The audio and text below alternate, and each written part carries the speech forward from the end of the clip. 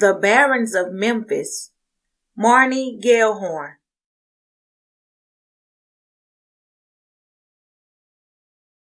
Chapter 10. Jim Neely's Interstate BBQ. I never forgot Memphis. I was just too busy pushing ahead to look backwards. Just a few years ago, I was at a crossroads, professionally and personally. I had been working as an overseas correspondent for almost 2 decades when I was sent to Iraq. I thought all the stories had already been written on Iraq, and I was a little disappointed that my assignment in Syria was ending, but I couldn't be upset that ISIS was finally starting to lose ground. But a story is a story, and even after 20 years, it was all still a grand adventure. It didn't take a psychiatrist to know there was something wrong with someone who always ran towards danger. It wasn't that I wanted to take risks, and I certainly didn't want to get hurt or killed. I just truly believed that my writing mattered. I always felt that I could connect with the everyman, the Sunday edition reader, and make them care about some godforsaken conflict across the globe. I was the Sally Struthers of reporting, trying to get the folks in Iowa, Tulsa, or Miami to care about the dead, the dying, and the suffering in faraway places they couldn't even identify with the map. That belief made me reckless. It made me search out the human interactions, the emotional aspects of the story. It was reckless not only because we were in a conflict zone. It was exceedingly reckless because there is only so much suffering that a person can take. In the old days, we called it shell shock, and that seems like a better description to me. After 20 years, I should have known better, and I should have seen enough pain to stop. I should have been writing movie reviews or restaurant guides. I shouldn't have been in my early 40s, once again, chasing the mortar fire. Now that I was in Iraq, I was teamed up with the company of Marines and their civilian interpreters. I was working on an in-depth story about the problems and dangers facing these civilian interpreters when I met Ahmad. He had been a surgeon until the hospital had been shelled out of existence. He had continued to practice medicine in a small tent until the city was leveled. It now only exists on older maps. He had joined a small caravan of refugees headed south towards Baghdad, and he continued doctoring, taking care of the sick and wounded among the little band. Decades of conflict, coupled with trade embargoes, meant that medical supplies had been scarce for much of his career. Now they were non-existent. Food, clean water, the basic essentials of life were not easy to come by. Obesity was non-existent in war-ravaged Iraq. Everyone was malnourished. Everyone was just a small injury away from catastrophe. And so it was, just outside the city of Tikrit, that the young, emaciated widow went into labor. She was accompanied by both her crippled father, who was a worn-out 60-year-old, and her 6-year-old daughter. Her husband had been killed in the final fight against ISIS in their town. It was the same battle that had decimated the small hospital. There on the side of the road, Ahmad helped Aisha deliver a tiny stillborn daughter. But before Aisha could even begin to grieve, she began to hemorrhage. Ahmad did what he could do, but without medications and without blood, Aisha too died on the side of the road. A road punctuated with rubble and ruin. A road that was often blocked by burned out vehicles and sometimes unexploded ordnance. Something in Ahmad broke after that, and he could no longer be the doctor. He could only be a shell of his former self. How could he heal when all he saw was death and broken bodies? He felt like a wandering corpse, adrift and without purpose, just waiting for one of life's inevitable misfortunes to begin the spiral that would lead to his death. Would it be tetanus from a small puncture to his arm while clearing some rubble? Would it be acute appendicitis? Would he stumble in front of someone's bullet? He didn't know, and he no longer cared, until one day a couple of weeks after reaching Baghdad. He was sitting among members of the caravan when a group of Marines came by in a truck with a loudspeaker. "English! Any fluent English speakers?" The amplified question bored into Ahmad's brain and awoke something within him. That was how he was recruited to be a civilian translator. This middle-aged, dignified but broken man joined with a group of American boys, and now all of them were just trying to stay alive. I joined the group 6 months later, and by then they had bonded and become a cohesive unit. The greenest recruits were no longer wet behind the ears, and the soft-spoken, introspective Ahmad had long since earned their trust. Almost amazingly, the 46-year-old physician had become somewhat of a father figure to the younger recruits. His quiet dignity had earned their respect. For Ahmad, the Marines had given him a sense of purpose. Slowly over the preceding months, he had started to come alive again. He felt a vague sense of parental affection for these good-natured boys who were in such an impossible and grown-up position. I was there to do an in-depth story on the unit, to remind readers that their neighbors' children were still in Iraq. I stayed with the unit for months, during regular dispatches that were carried on several different networks. I was interviewed by Christina Amanpour, Glenn Greenwald, and Anderson Cooper. In the middle of the assignment of my career, I fell in love, and so did he. His kindness, soft-spoken compassion, and finely tuned mind drew me to him. He may have spent his life as a doctor in a war-torn country, but he had a deep love for art, history, and literature. The war hadn't been able to blight out all of the beauty until recently. Our first conversation began with him saying, somewhat abruptly, "If people bring so much courage to this world, the world has to kill them to break them. So of course it kills them. The world breaks everyone, and afterward many are strong at the broken places. But those that will not break, it kills. It kills the very good and the very gentle and the very brave impartially. If you are none of these, you can be sure it will kill you too. But there will be no special hurry." I had been preparing to interview the quiet, soft-spoken man.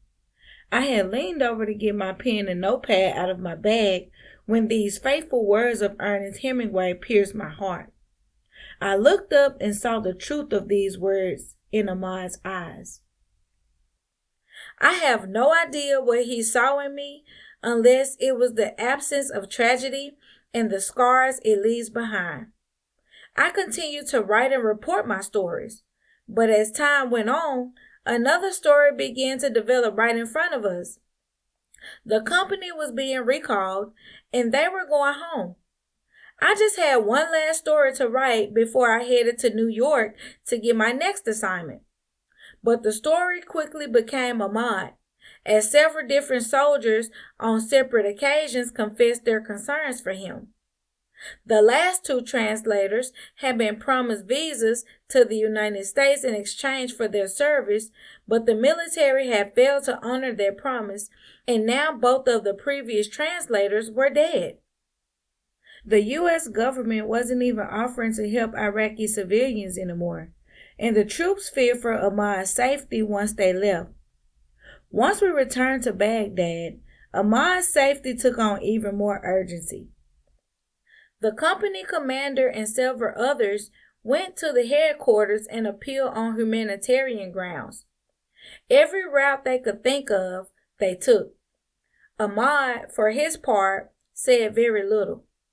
Finally, in desperation, one afternoon, we summoned the camp chaplain and I married Ahmad. But it didn't matter. Our visa applications were repeatedly rejected. The date to go home kept speeding closer and closer. I wrote story after story of Ahmad and the other civilian interpreters' plight. I even received an award for outstanding journalism for one of them, but we still didn't get a visa. The night before I was set to leave, at literally the 11th hour, the U.S. Embassy representatives stated that they would approve a preliminary visa. We headed to the airport in the morning. I boarded first and Ahmad followed. We sat together and cried with relief as the plane took off. I cried too, for the pain he must feel at having to leave his home, the ashes of his life, and his family forever. After several flights, we finally landed in New York. We were quickly separated in customs, and Ahmad was immediately detained. I hired a lawyer as quickly as possible, but through the most questionable of legal maneuvers, Ahmad was deported without ever even leaving the airport.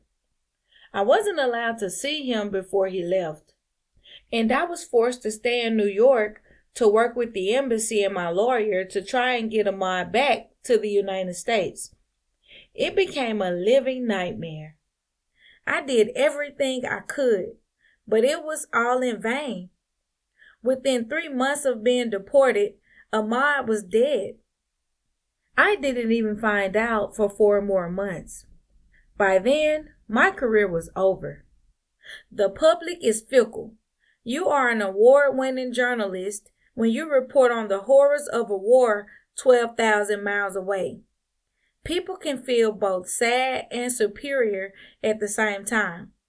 News channels like Fox will brand you as an American hero, fighting for truth and justice. I know it sounds completely ridiculous, like a bad Marvel comic, but that's the actual headline they ran underneath my interview with Megyn Kelly.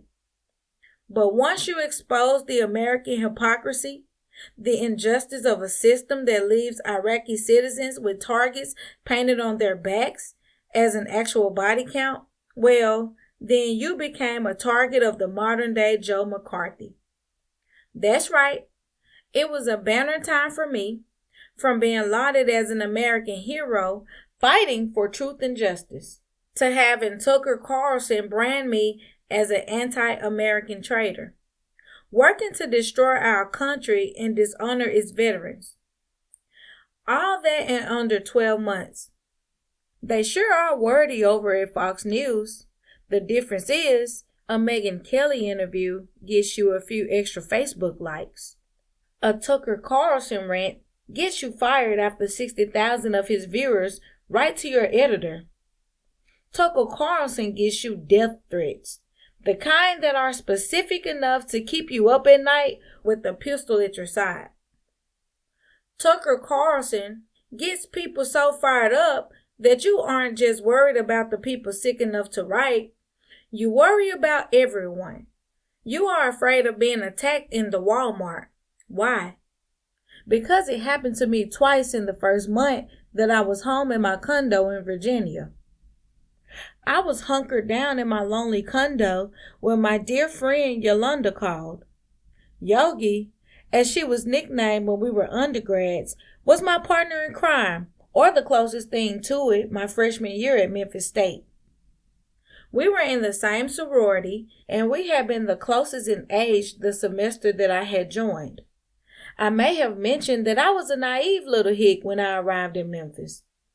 Yogi's the one who kept me out of trouble and probably even kept me from getting killed.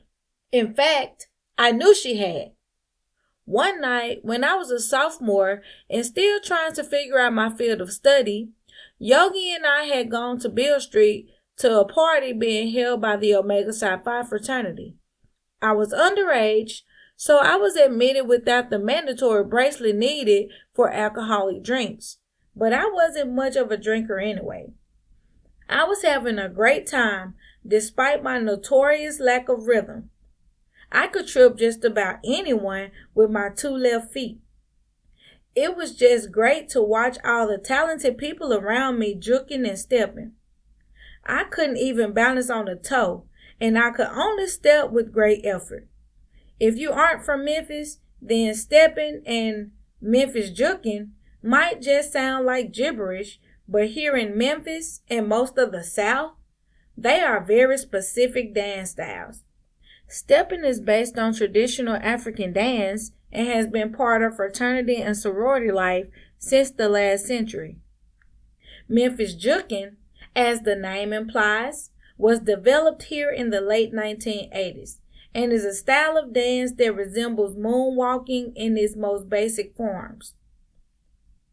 We were standing in the club, not too far from the bar, chatting with a couple of Qs, as members of the fraternity are known. Yogi was drinking the champagne, which sounded so disgusting that I had to try a tiny sip, which confirmed my suspicions. I was talking to a tall drink of water named Kari.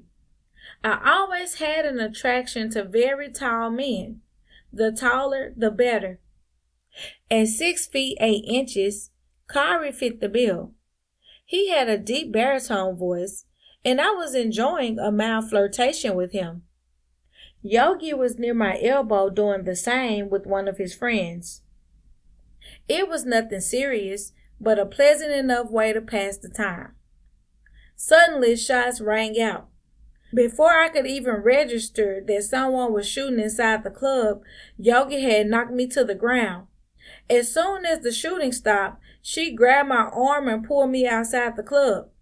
If she hadn't acted so fast, I might have been trampled into the stampede that followed, particularly given my petite size. When we stopped running, we were outside Beale Street, and as we caught our breath, I thought about what Yogi had done. We weren't best friends. We really didn't have very much in common. She was tall and glamorous in a way that I could never be. Her sense of style was impeccable. I was more like the odd duck out, and she had intentionally taken me under her wing to help me adjust to Memphis life and Southern culture in general. That trip to Beale Street had been just the latest attempt by Yogi to be her sister's keeper and to help me find my way. In the middle of that, she saved my life. Now, more than 20 years later, Yogi was calling me back to Memphis and offering me a lifeline once again. I was notoriously bad at maintaining contact with even the nearest and dearest of my old friends. I sold myself on the excuse that it was hard to call your old roommates for a chat when you are hunkered down in an attempt to avoid RPGs, but the truth is, I probably wouldn't have made the effort even if my assignments had me reviewing 5-star hotels in Maui. There was just a part of me that felt like I shouldn't have to be the one to reach out. This ridiculous attitude, along with my nomadic lifestyle, meant that I was basically out of touch with everyone for at least 10 years after college. But thankfully, social networks, despite all the baggage that came with them, helped bridge the gap and cross the miles with my closest friends. After so many moves, phone number changes, and overseas assignments, there was no other way for anyone to keep track of me. Sure, they could follow my bylines or see me on CNN, but most people don't want to do the investigative legwork necessary to track someone down that way just to send a postcard or have a chat. So I was basically estranged from just about everyone I knew. Even after the development of Facebook and all of the other apps, when I was free, I often felt too disconnected to be interested in attending the usual events that accompany life's milestones. I was a professional bachelorette, a child-free rambler who thought nothing of packing a small bag and traveling overseas for 3 months with just a day or two's notice. When you live such an itinerant lifestyle, it's often too difficult to plan ahead for a cousin's wedding, an old friend's baby shower, and things of that nature. On the rare occasions when I had attended, I felt isolated and unable to connect with the other participants. Children had never been on my radar and never would be. It was hard to be excited about something that sounded so miserable. I tried to be happy for my friends since this is what they wanted, but it's hard to understand when it's such an antithesis to my entire life. It was no different for my friends. They wanted to talk about onesies, exclusive preschool applications, hot yoga, and the latest fad diet. They didn't understand why I just didn't settle down and live a normal life. But the call from Yogi came at just the right time. I was unemployed and at loose ends. What better time to attend a sorority reunion? If only it had stayed just a reunion. In retrospect, my move to Memphis was obviously just a part of my grieving process for Ahmad. I had gone to the reunion and had been amazed at the feelings of contentment, happiness, and love that I felt when I saw my sorority sisters. It wasn't just Yogi. We had been the closest back then, but it was all the women who loved and supported me while I had attempted to navigate my first taste of adulthood. They were all here. It was like my family had been waiting on me to come home for Thanksgiving, or at least that's how it felt. Memphis felt like my long-lost home. Everything that weekend was a poignant reminder, whether it was driving past my first appointment on Southern Avenue, stopping at Gibson's Donuts, or passing the area that had been the Mall of Memphis in my first college job. My own family was scattered across the globe, so maybe it was the only home I could run to. My mother, Ellis, and my father, John, had retired to Bali, and both of my sisters were living on opposite ends of Europe. But at the time, Memphis and my friends there just felt like a warm, fluffy blanket. You never described Memphis that way in the summer, and it sure wasn't. When I finally had my condo in Virginia packed and sold, and after 10 hours in an overloaded station wagon, a cozy blanket was not the way I described Memphis as I rode into the city on that June evening. More like a steamy, moist sauna. The heat sucked the energy right out of the marrow in my bones. Exhausted, I dragged myself into the rental house and collapsed on the floor, unable to move until the air conditioner cooled the place to a tolerable 75 degrees. After a couple days to get settled and unpacked, I headed down to the Commercial Appeal offices on Union Avenue for my first day. Like every other print media outlet, the impact of the internet had been devastating. The once bustling offices and expansive offices were slowly whittling down. It was amazing that I could get a full-time position there at all, despite my extensive resume. There just weren't that many full-time salaried jobs in print media anymore. I was amazed that with their heavily conservative leanings, they were willing to overlook my Tucker Carlson incident. So, here I was, a prize-winning journalist, reporting on the regular to a rapidly shrinking reader base at a sinking paper. Yet, after everything that had happened recently, that meant I was moving up. Or at least that's what I kept telling myself as they led me to a tiny, windowless area that literally looked and smelled like a former janitor's closet. Considering that Commercial Appeal owned the 125,000 square foot building we were in, this just seemed ridiculous. I wondered how quickly I could appeal to write from home. Somewhere between my first day of work and my first paycheck, I ended up adopting a silver and black kitten from the House of Muse. I'd never had a pet before. My lifestyle just didn't allow it. But I had stopped to meet Yogi for lunch down in the hipster-heavy neighborhood of Midtown. On my way back to my car after lunch, I saw the kitten in the window sleeping in the sun. As I neared the window to look closer, my shadow cast itself on the kitten. The kitten, sensing the lack of sun, slowly stretched and cocked open one eye to look at me.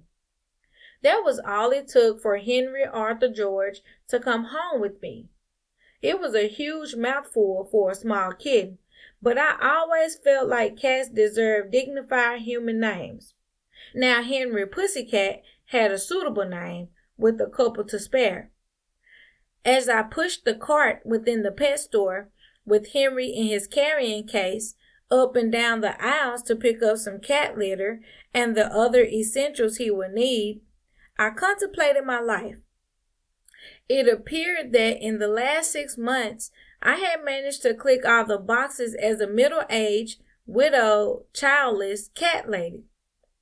I stayed content in a cozy little house by the University of Memphis campus for several months, content just to sleep through the night without waking up disoriented and crying in the middle night.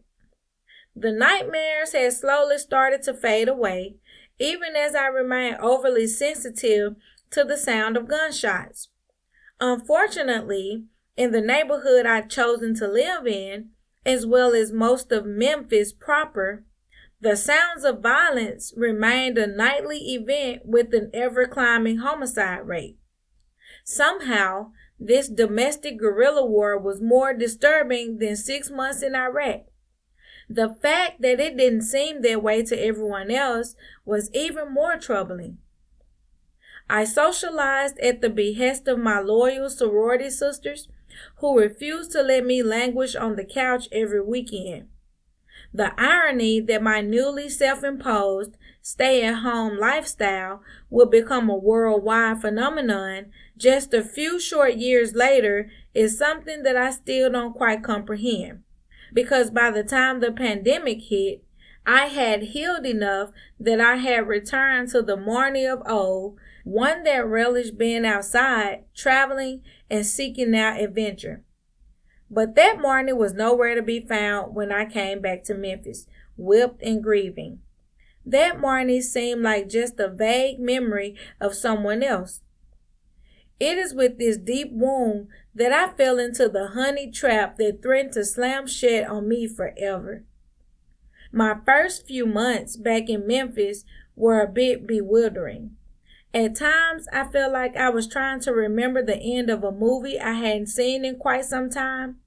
Some things were just so familiar, on the tip of my tongue.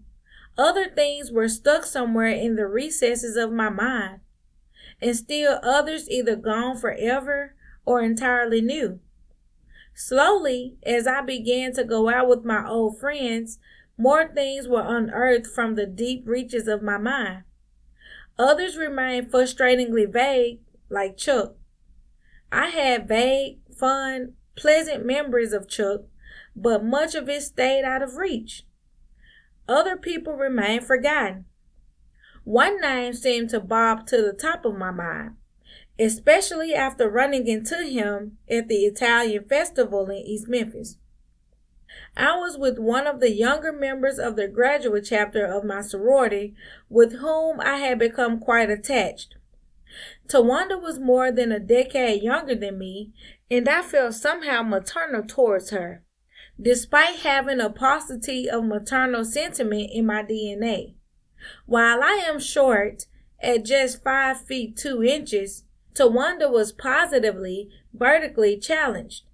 This, combined with an open, kind, and fun-loving spirit and a generous smattering of freckles over her nose and cheeks, made Tawanda seem like my teenage kid sister. I wanted to look after her and look out for her. Too many unpleasant things had occurred in Tawanda's life recently, and I was worried that so much misery all at once would dampen her beautiful spirit.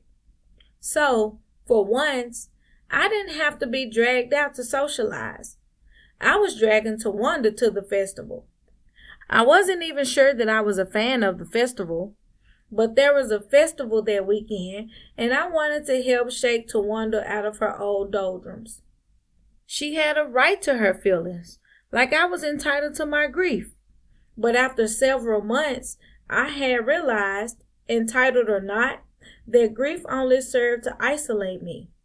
Tawanda couldn't afford to be isolated right now. She had too many weighty things to push through, and we both knew it. So, as we enjoyed the open-air concert at the festival, I ran back to one of the tents for a cool drink. The heat and humidity had begun to climb, and I was no longer accustomed to such weather.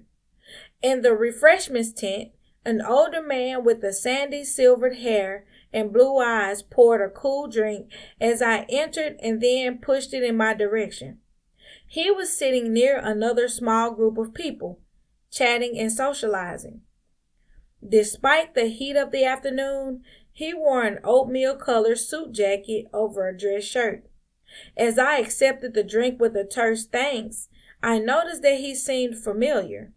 I wasn't interested in making any small talk, so I quickly left and returned to my friend. Within the next week, I had run into the familiar stranger again while standing in line at Gus's Fried Chicken. He introduced himself, and just as he did, I realized it was Hunter Barron. He looked completely different from what I remembered. It seemed an off-chance meeting, but when he asked for my number, I gave it to him. Quickly, too quickly, he infiltrated my life. In retrospect, it seems obvious and calculated, but of course, it didn't at the time. Or maybe it did, but I was just too close to see it. I was speaking to my old friend, Libby, one day when I mentioned Hunter Barron. She nearly snorted soda out of her nose, saying, "That jerk. Why in the world would you ever give that jerk the time of day?" By then, it was too late. I had somehow forgotten all the reasons I stopped dating him before. I had already let him back in my life, breaking one of the few guiding principles I had in my life. I had always teased my friends with their on and off again relationships, saying, "I don't go down the same road more than once." Here I was, on the same tired highway I had gotten carsick on the last time.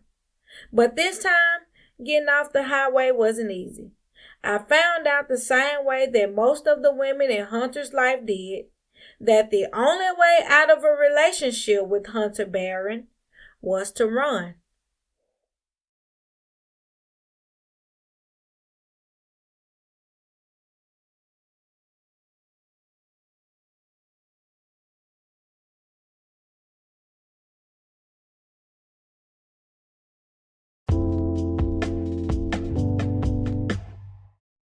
This episode was narrated by Zeporia Gray of RMP Studios in Memphis, Tennessee.